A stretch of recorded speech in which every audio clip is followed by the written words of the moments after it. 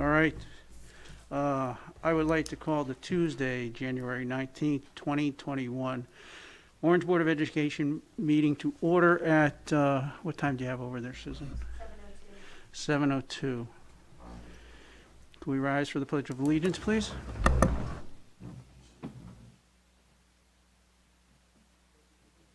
To the flag of the United States of America and to the republic for which it stands, one nation, under God, indivisible, with liberty and justice for all.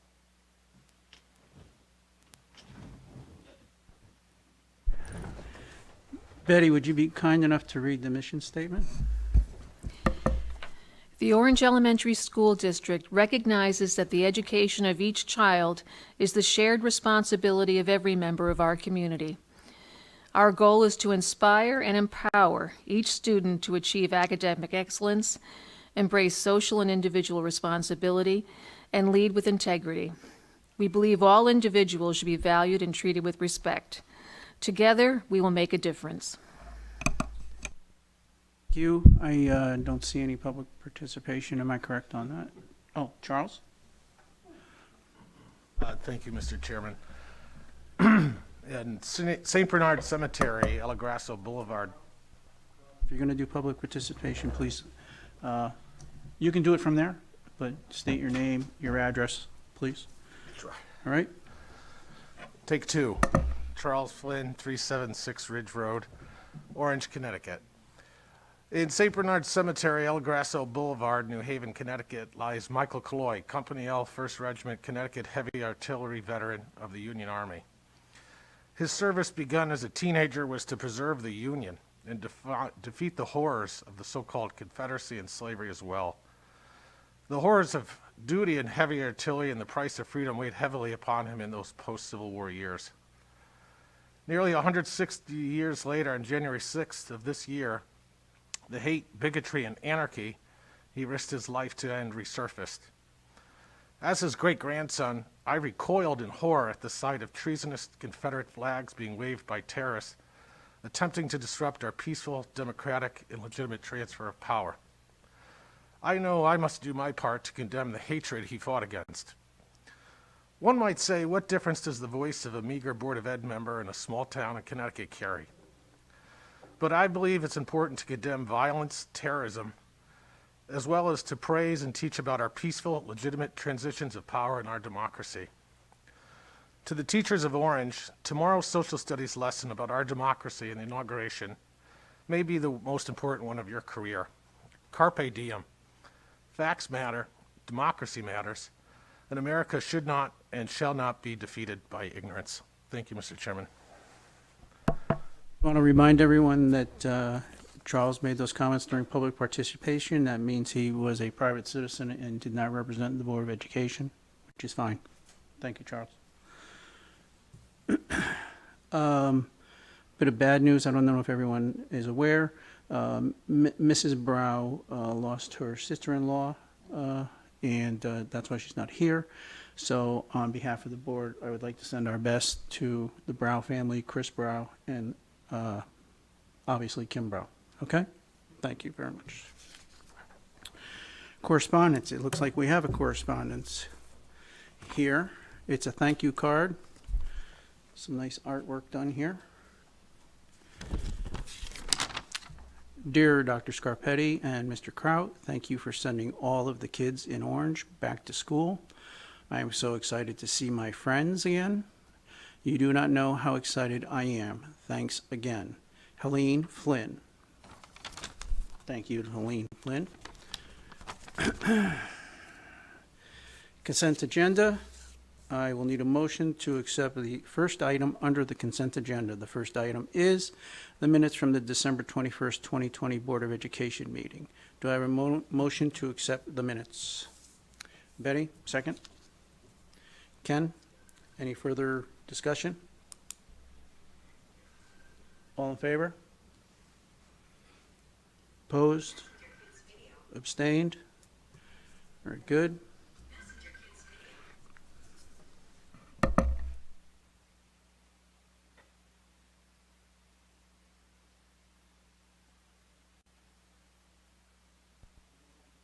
Scarpetti's report. Thank you, Mr. Kraut. Good evening, board members. I'd like to wish all of you and everyone watching at home a happy new year.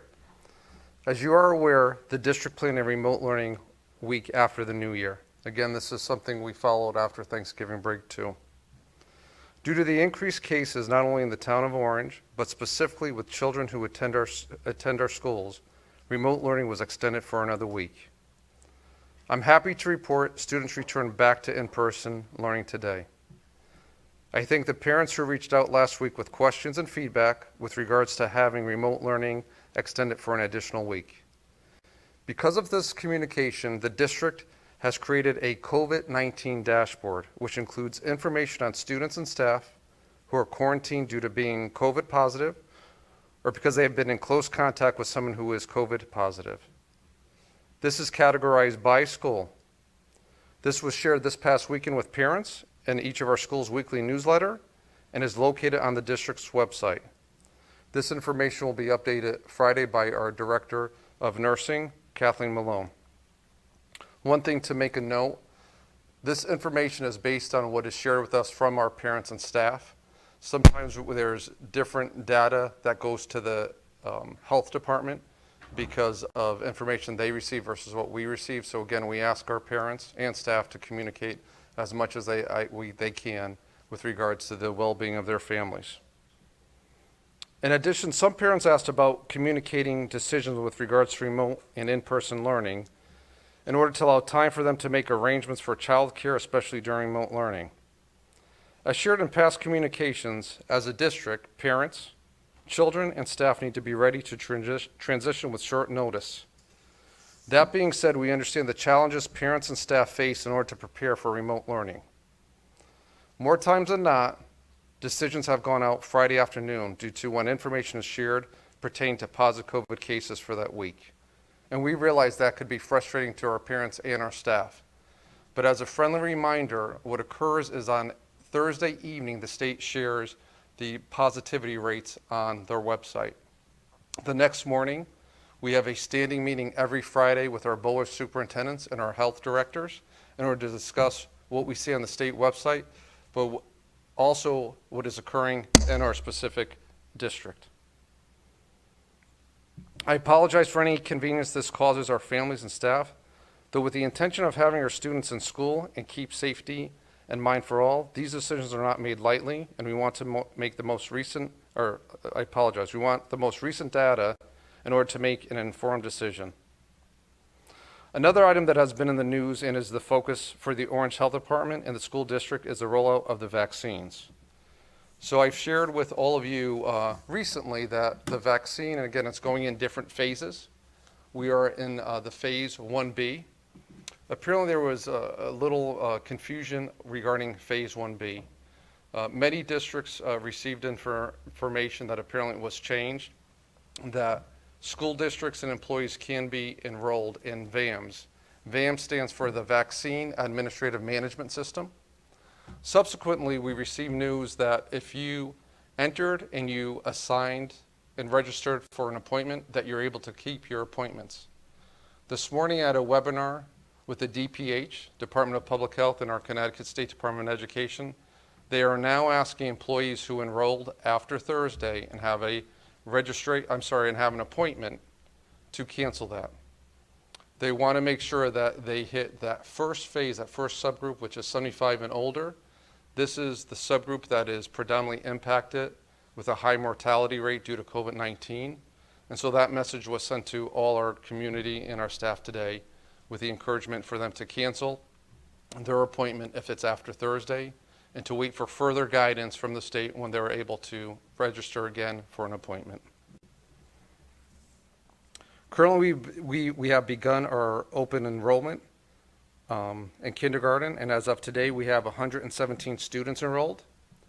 The preschool lottery has been on the district webpage since December and has been posted in the local newspapers.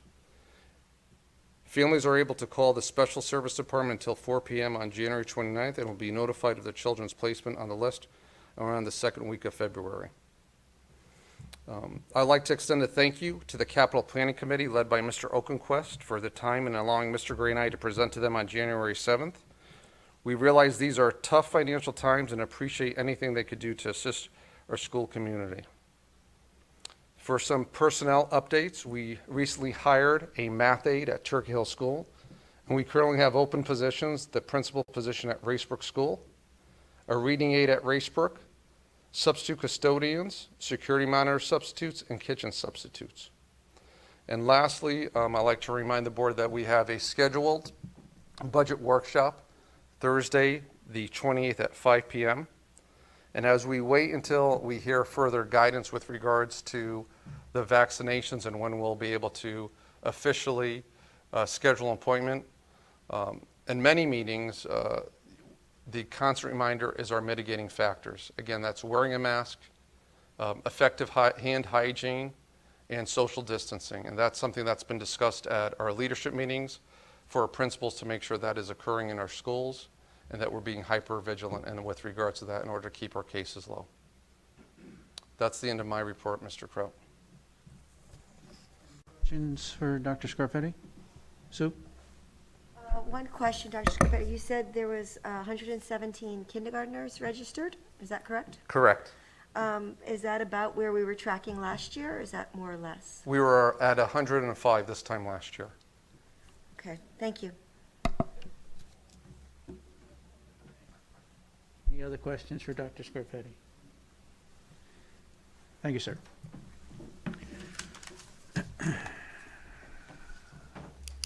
Mr. Gray?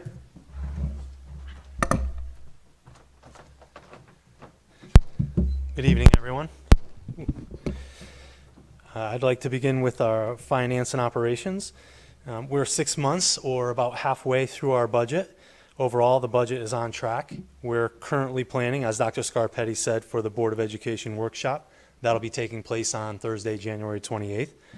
We'll also be meeting with our health insurance consultant next week and should have some conservative estimates to share at the workshop with everyone.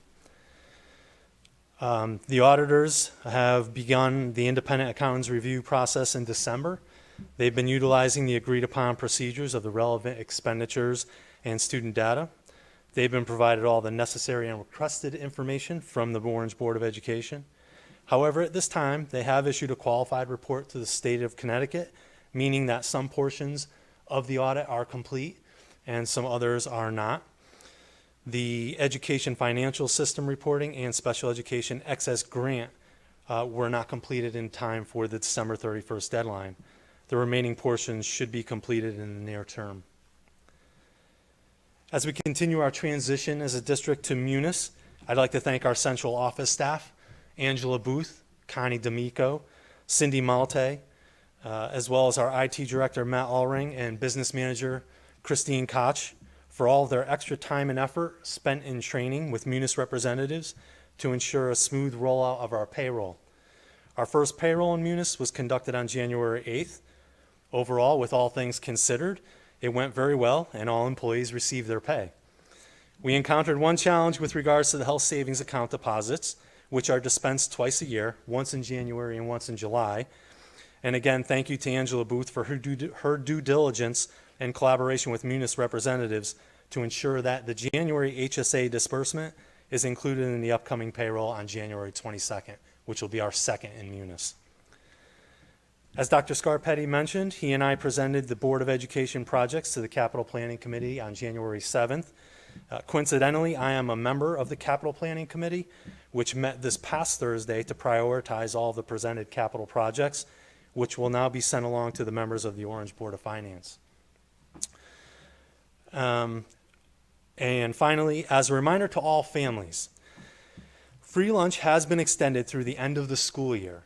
This is offered to all students in the Orange Public Schools, and we hope that more families will take advantage of this free lunch. We're currently offering hot lunch choices on most days, so be sure to check the most up-to-date and recent school menus on the district website for daily lunch choices. That concludes the financial and operations report. Questions for Mr. Gray on that report? Anyone down here? No? Okay. Mr. Gray, if you'll move on to facilities. Sure. During the remote learning weeks, our custodial staff took advantage of the time to conduct thorough cleaning of the buildings, including power washing all restrooms, sanitizing all desks, chairs, and tables, sanitizing high touch points, scrubbing and buffing all of our floors, and cleaning and painting of wall surfaces, and many other chores over the past couple of weeks. So the buildings look fantastic as the children and teachers were coming back today. So we're a little bit ahead of the game. So the buildings are definitely in great shape. HVAC systems, the air handling project for the Board of Education offices has been completed, and the training for the operation of the newly installed local area network system that I had mentioned at the last meeting is actually taking place tomorrow morning. That will include training of Matt Allring, myself, and our supervisor of maintenance and custodians.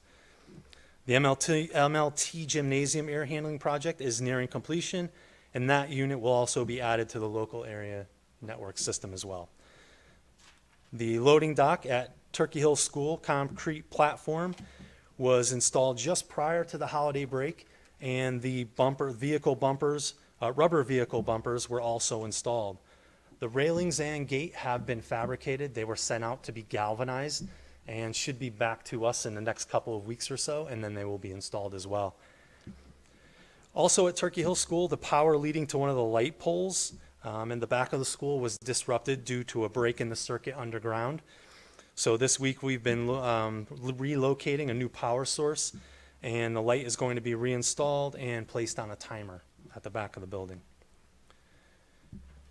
In ongoing collaboration with our Orange Police Department, specifically Detective Carolyn Bailey, we continue to have discussions regarding school safety and security. We took advantage of the remote learning time again to test the emergency lockdown system at each of the schools in preparation for future lockdowns. Our school principals are also in the process of scheduling their second of 3 annual school safety and crisis team meetings. And finally, just as a reminder again, we will conduct our next filter change in the early part of February at all of our buildings. And that concludes our facilities report. Any questions for Mr. Gray? Thank you. Thank you very much. Yes. Dr. Rousseau?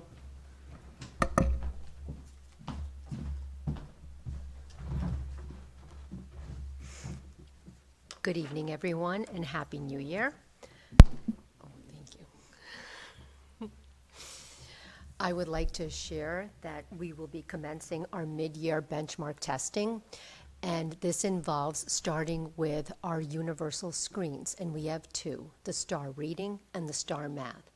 And based on those results, we decide whether or not we need to dig deeper and administer other assessments for different students. So we don't administer all tests to all students. We start with our universal screen and then dig deeper, depending on what the students tell us from those adaptive tests. That window started today, and it will be open until January 28th.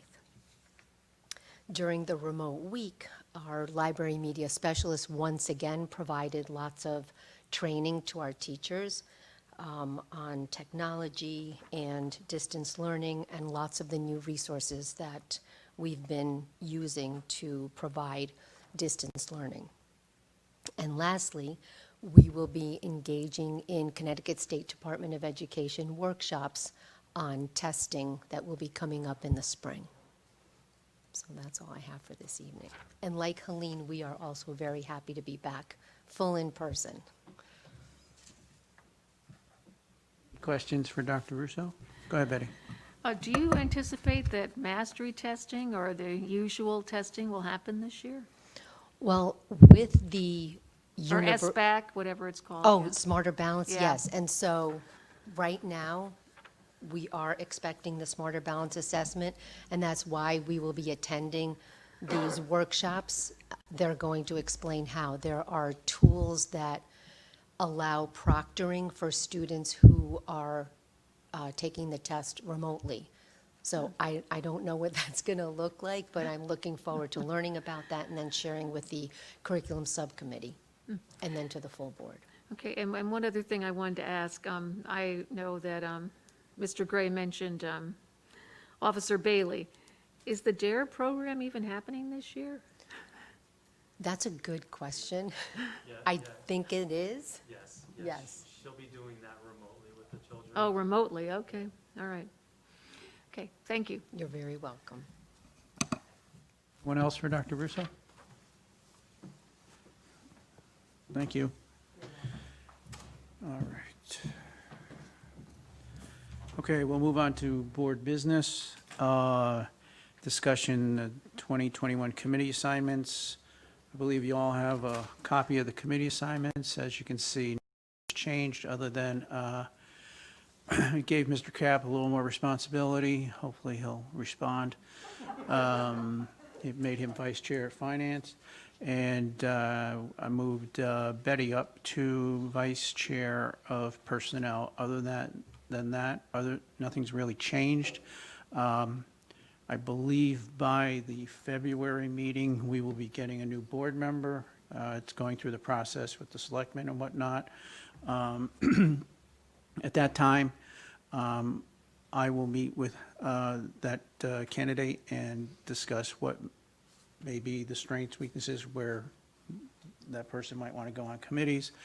So as of right now, these are the committees, but I'm asking for a little flexibility in that once I get the opportunity to speak with the new board member, we may change things around a little bit, but I really don't anticipate much of a change. In going over the committee assignments, Mr. Cap made the comment that he thought we should take a good look at the ad hoc long-range committee. And subsequently, I had a discussion with Ms. Riggio and Mr. Cap, and we came to the conclusion, in a nutshell, that perhaps what we would do is take the long-range responsibilities and divide it up per committee. So finance, obviously, would have their portion would be finance, personnel, policy, transportation would be their portion. So we portioned it out. The other thing that we discussed was we would like to put it into policy that come in November, I believe, right? November, that the committees would need to report their long-range planning. And by report, I mean update the board on what's been accomplished, what you want to accomplish, what your short-term goals are, and what the long-range terms are. So that going into our budget season, some of the things that may come up in the long-range plan, we might be able to plan for and or put into the budget. And this would be the responsibility of each committee to do their share. Saying that, does anyone have any comments on that type of plan? Nay or yay? Because I'm going to need a motion to accept the dismantle. I'm sorry, Charles? Go ahead. No, thank you for that explanation, because I was afraid that long-range planning was going away when I first read it. And I actually think that your proposal is a very wise one. I know we've had a lot of discussions in buildings and grounds, particularly about kind of a long-range plan. And my only further suggestion is that maybe we kind of have some small number of long-range goals across the board that kind of drive and unify our work across the subcommittees.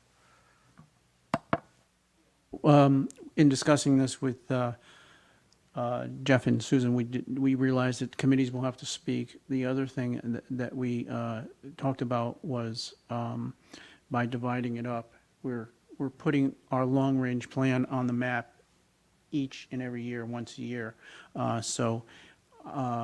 I will be discussing this with Kim when she becomes available, because we'll need to put a little extra information or lines into the policy as to what the responsibilities of the committee would be, and we'd like to include that language that, you are responsible for your share of the long-range plan. Sue, go ahead. One thing to note is that there is policy on our current committees. So if you're a chair or a member of any of the committees, you probably should take a look at what it currently says in there. And one of the things that, like, I noticed right away is facilities does have something about long-range planning in theirs, right? But most of the other ones don't. So it will be a worthwhile, it would be worthwhile to take a look at which one specifically that each of us are on, so that you know it's in there, and that conversation to have of how do we want to modify them. Kim is probably the best person with being the chair of policy, but, some of the feedback from those chairs and the committees might be helpful. Because we'll have a discussion about the policy. And I do want to thank Betty for all her committee's hard work as the ad hoc long-range planning committee. And I know that you do have some information that can be shared with the other committees. Good. I think splitting it out amongst every single group is a good plan, because most of the long-range planning was focusing on curriculum and learning as opposed to facilities and personnel and finance. So I think this is a good way to make it a more comprehensive plan. Anyone else, any comments? Mr. Cap, did you want to add anything to this? No, I don't have any additional comments on it, but, no. Okay. All right, then. So, One additional thing. go ahead, The Sue. one thing to note would be that we currently show 5 committees in policy, one of them being the ad hoc, but yet we have a kind of a blurb that says something about ad hocs in the bottom. So the long-range planning ad hoc is not actually listed in long-range, it's listed as a regular committee. So that committee will need to either remove it, or wait until Betty wants to, if you want to do a report out on it, and then we can vote to, because if it's truly an ad hoc, as soon as she gives her final report is when that you would direct that ad hoc to cease to exist. That's our policy. do this one of two ways. We can actually approve a motion to disband ad hoc this evening, or Betty, would you like to give a final report? And then at that point in time, I guess we would do it in the next meeting. That also would probably give me enough time to speak to Kim, or we can speak to Kim. Yes, I'm not prepared to do that tonight. No, I know. No. No, I know that's what Sue wanted you to do, but No, I didn't. I left it. All right, so that's what we will do then. We will get it on the agenda for a final report from Betty, and then after that final report, we'll move on. But committee chairs, be aware that this is what we're going to do going forward. Okay? Thank you very much. One other item, sorry. Yes, Sue. The 21st Century Subcommittee is still in effect, because we're still kind of reviewing 21st Century and making additional kind of directions based on what you asked us to do. We're still doing oversight, so that probably should still be listed as a ad hoc. Okay, yeah, so Mary, if we could just make note to include 21st Century, because 21st Century still is active. Okay? Anybody else? All right, thank you. Okay, so we have a second read, Orange Board of Ed Policy 2151, hiring school administrators. I am looking for a motion to accept Policy 2151, hiring school administrators as presented. Susan, do I have a second? Mr. Ziman, any further discussion on this policy? Charles?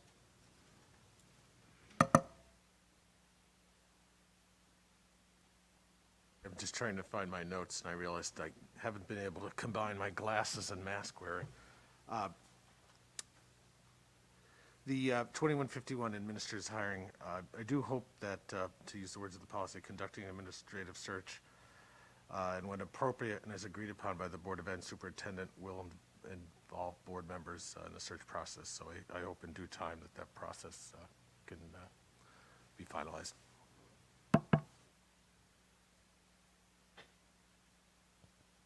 All right, could you say that again, Charles? You might have to The take your language mask says, off. When conducting an administrative search and when appropriate and as agreed upon by the board and the superintendent, will involve board members in the search process. Okay. All right, thank you. Anyone else? Did you want that language added? It's in there. All I'm saying is that at some point soon, I guess, to determine what would be agreed upon between the board and the superintendent to involve the board members. This, my understanding allows that possibility. I don't know that we have that understanding formalized yet, so. Okay. Does anyone have a comment on that, Sue? Wouldn't that be part of the regulation? This is a policy. I would think it would be, yeah. All right. Do you need a minute, Dr. Scarpetti? If I just may add Yeah, something, sure. Mr. Kraut. Just want to find something if,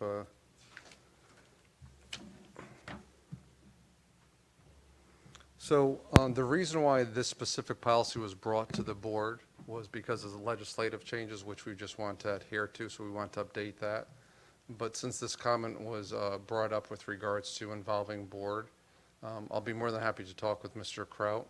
But typically, during this process, board members have not been included in the process of hiring an administrator. I think maybe once. I'm trying to think what position that I did ask. Who was that with? With you? Okay. I knew it was one, so it was the Director of Curriculum Instruction and Personnel were board. But I think it leaves the option, and I guess what I recall when this was actually discussed and when we looked at it, not because of the audit, it was more because of if the board feel like they needed to be involved for reasons, we would have that discussion and decide from there. Okay, I'm reading it. Is anyone reading it differently? Does anyone have an issue with it? Okay, all right, thank you. Okay, so I believe I had a motion, didn't I, Mary? Ms. Riccio and Mr. Ziman? Okay, any further discussion? Okay, all in favor? Opposed? Abstained? Good, okay. Second read, Orange Board of Ed Policy 3152, spending public funds for advocacy. Do I have a motion to accept Policy 3152, spending public funds for advocacy as presented? Do I have a motion? Ms. Riccio, do I have a second? Ken? Any discussion on this? Go ahead, Charles. Yeah, one of the things I really did like about it in part one of the policy is the ability to kind of share some information with the community, particularly in budget season. I mean objective, I don't mean to be taking positions, but to just share objective information. One thing our partners at Amity, I think, have done fairly well is to give a brief mailing and overview. Last year, unfortunately, the typical vote that would take place regarding town budget did not happen.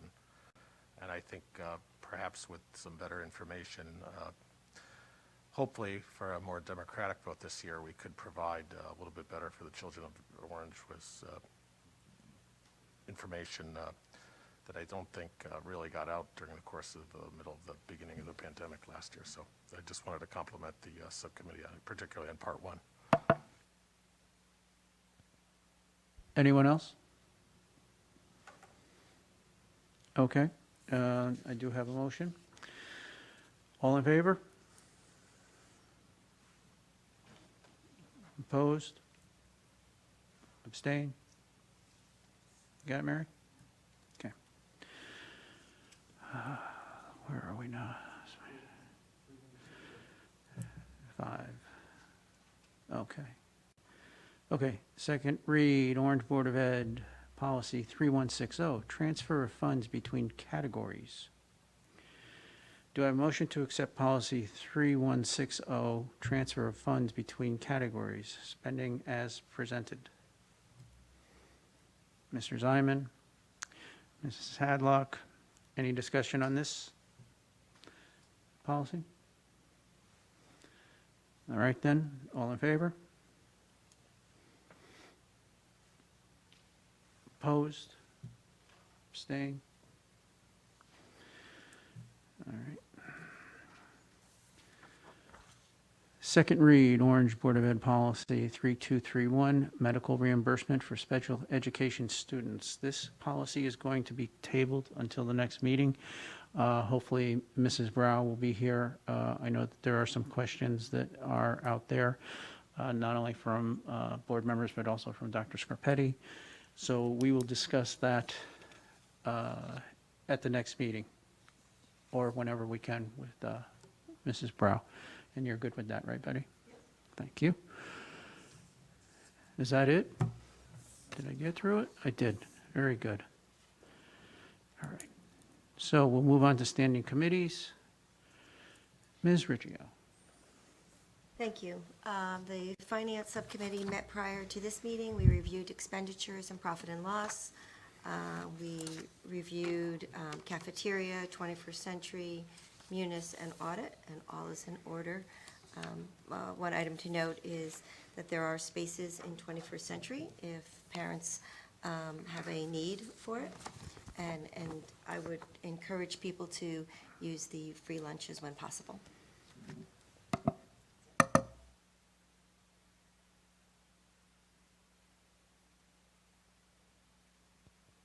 Everything else, I'm a mess.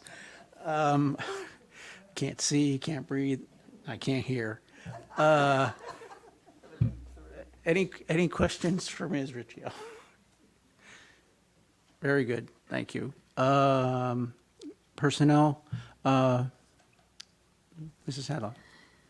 Yes, Personnel and Policy did not meet in December because of the holiday break. We will be planning to meet either next week or after the budget workshop. I'll be talking to Mrs. Brow about that schedule, and we'll let her know that Policy 3231 has been tabled until we have more information.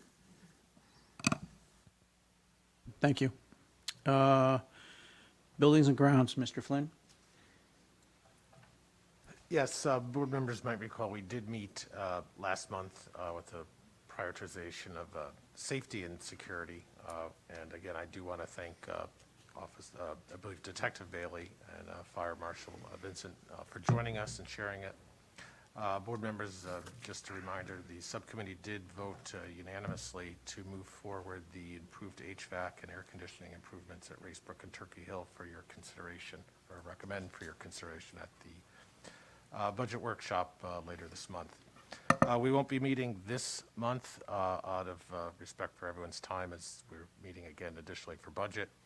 But I do ask the subcommittee to tentatively reserve February 8th for our next meeting, which I would imagine will also begin our work for long-term planning, in addition to a few other items that may appear.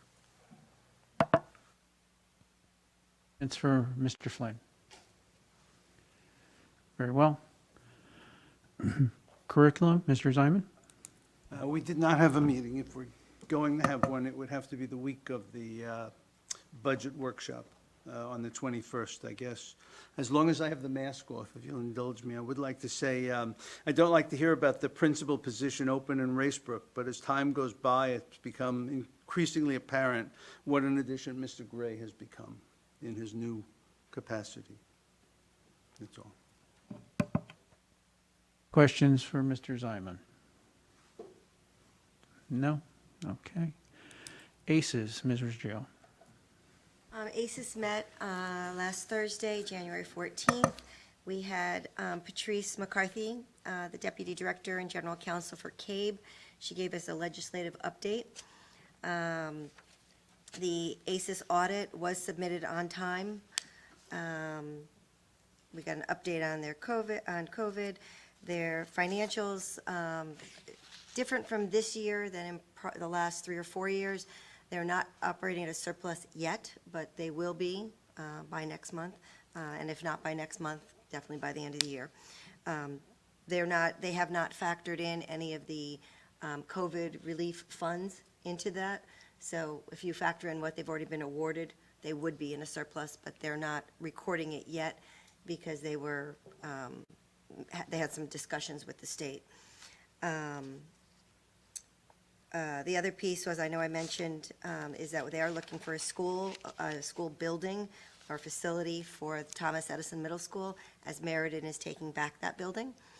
And we have not, we think we have a location, but it hasn't been finalized yet. More to come. That's it. Questions for Ms. Riggio? I wanted to thank everybody who made the generous donations to the ACES clothing drive. People gave clothing, gave coats, gave blankets. There's tons of stuff, and they were very, very appreciative. So thank you to all who donated. Dr. Scarpetti, just, when's the budget meeting? 28th? 28th, Thursday at 5 p.m. At 5 o'clock. I know you're all looking forward to that. So we'll see you then. What's that? Yes, here, yeah. Yep. Okay, so I'm looking for a motion to adjourn tonight's meeting. Ken, Susan, any discussion? Go ahead. I'm sorry, Mary, could you correct the notes? I made a terrible mistake. Ms. Riggio made the motion. Mr. Ziman seconded the motion.